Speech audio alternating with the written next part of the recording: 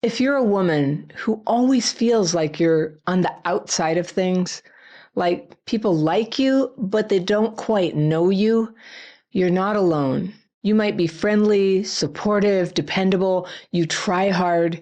You keep the peace. You show up when you're supposed to. You say yes. You try to be easy to be around.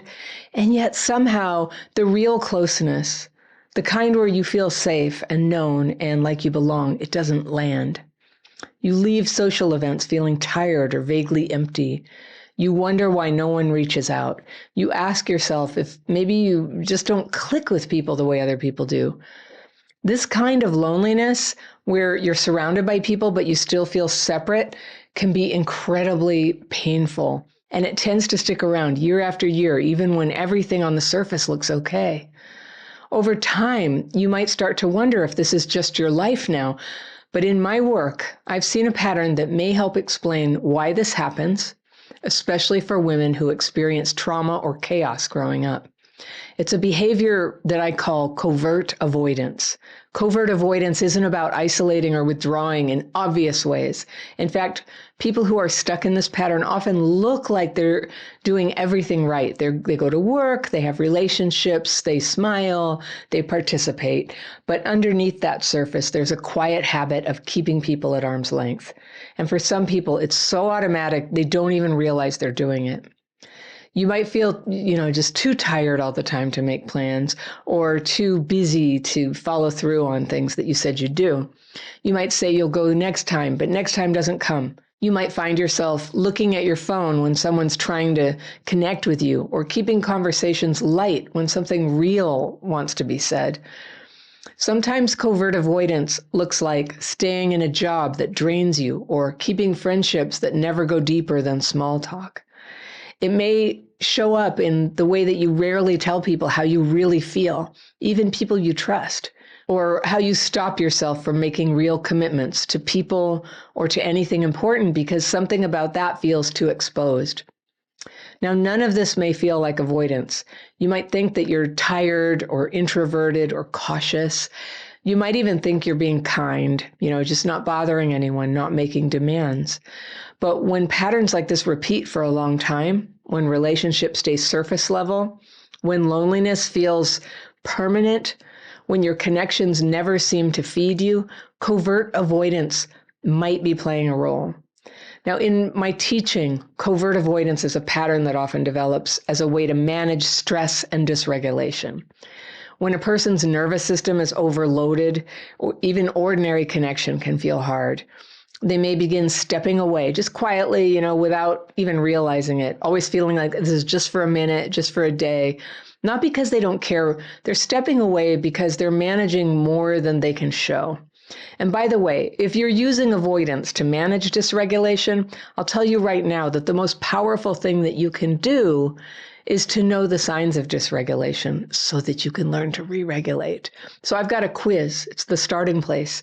I've got a quiz. You can download it and check the signs of dysregulation and see which ones are showing up in your life. I'll put a link to that in the first line of the description section below this video, and you can grab that by clicking on it, and I'll send it to your inbox. But that alone space might feel therapeutic in the moment. It might feel safe, but over time it builds a wall between you and the people you care about and the people who might care about you. So how do you break the pattern? The first step is just to notice it. Noticing when you're holding back, when you're pretending to listen, when you're already planning how to leave, when you're texting instead of talking, when you're saying next time, but you don't mean it. Now, when you catch yourself, take a step in the other direction, a step that matters. Here are a few places to start. 1, tell the truth when you want to say no. A lot of covert avoidance hides behind polite excuses. You say, maybe next time, or we'll see what happens, or, well, I'm really swamped right now. But the truth is you just don't want to go. The problem is when you lie to cover a no, you cut yourself off from real connection. You build a wall between what you feel and what you say. And a stronger move is to be honest and say, I'm not up for that this week, or thanks for asking, but I don't want to this weekend. Now, people can handle that, and the ones who can't were never giving you real closeness anyway.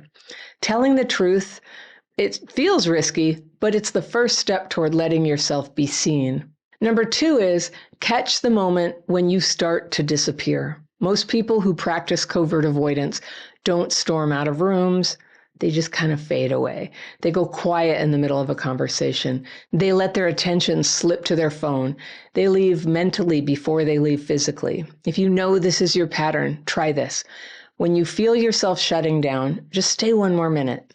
Just make eye contact, say one true thing before you go. You don't have to bare your soul. Just keep yourself in the moment a little longer. Over time, that extra minute teaches your nervous system that connection is survivable and sometimes nourishing. Number 3 is let one conversation be about you. Many women who feel chronically lonely are excellent listeners. They ask questions, they make other people comfortable, but the whole time they keep their own reality hidden. And if someone asks you how you are, don't brush it off with fine, don't pivot back to them. Share one small, honest detail about your day and your mood or your life. Like, you know what, today was hard. I barely slept last night, or I had something really amazing happen at work, or I'm struggling with something and I'm still trying to figure it out. You tell the truth about these things. That's how people begin to know you. And being known is the opposite of being lonely. Number 4 is reach out to someone you've been avoiding. Avoidance often leaves a trail of people who were once important to you, friends, family, colleagues, neighbors, but you never quite got back to them. Do you know what I'm talking about? Instead of carrying the weight of guilt or waiting until the perfect time, reach out simply and just say, hey, I know I've been quiet and I'd love to catch up with you. You don't need to justify yourself. You don't need to make drama. It's just an opening. And whether they respond or not, you've broken the habit of hiding. So 5 is stop using, I'm too busy or too tired as your cover. Busyness and fatigue are some of the most common masks for covert avoidance. They sound respectable. No one questions them, but when they become your automatic answers, they disconnect you from people who might actually care. Instead of, I'm too busy, try, I don't have the bandwidth for that right now. Or instead of, I'm exhausted, try, I don't want to commit to that. It's so much more honest, right? It's not about oversharing. It's about aligning your words with what is true. And that alignment makes connection possible. It's something that you might have to just try it to experience it and see how it begins to open up relationships for you when you're honest like that. People no longer feel like you're giving them the brush off by whatever you're saying, and your attempt to be, private or have them leave you alone or not challenge you about your reasons. So these moments are very small, but they shift everything, not all at once, but over time. Covert avoidance isn't something that you fix in one try, but it's something that you can notice. You can interrupt, you can work with it, you can step out of it. It's not about being perfect. It's about learning a viable method that you can get re-regulated so that you can afford to accept invitations, to make commitments to people, to say yes to connection opportunities, knowing that if you need to, you can change your mind. Knowing that they're not going to get overwhelming for you because you know how to re-regulate. So boundaries, re-regulation, and honesty will help you start to expand your life from very small, which is what covert avoidance does, lonely and small life, to bigger and more connected life. Because connection doesn't happen when you finally find the perfect people. It happens when you start showing up just as you are. When women begin to practice these shifts, telling the truth about no, staying present one more minute, allowing themselves to be known, reaching out without apology, dropping the too busy mask, something gradual but powerful begins to happen. The sense of separation eases. Not in every interaction, not with every person, but in enough moments that you start to notice a change. You find that some people lean in and conversations deepen, and you feel less like you're orbiting on the edge of life and more like you're part of life. That's the work of dismantling covert avoidance. Not to force closeness, not to win people over, but to stop blocking what connection is already just like right around you and possible for you. Over time, these choices do stack up. And when they do, loneliness stops being the default. And by the way, I've just completed my book, Connectability. It's all about healing the hidden ways you isolate, and especially about covert avoidance. You can heal that and be in your life all the way and connect with people and form the kind of relationships that feel safe and fun and fulfilling for you. I'll put a link below to where you can purchase this book. It is in some bookstores, but it's available through online booksellers just about everywhere. So you'll find the link in the second row of the description section below this video. Or you can find it on my website along with all my courses, or you can go search Amazon for all my books.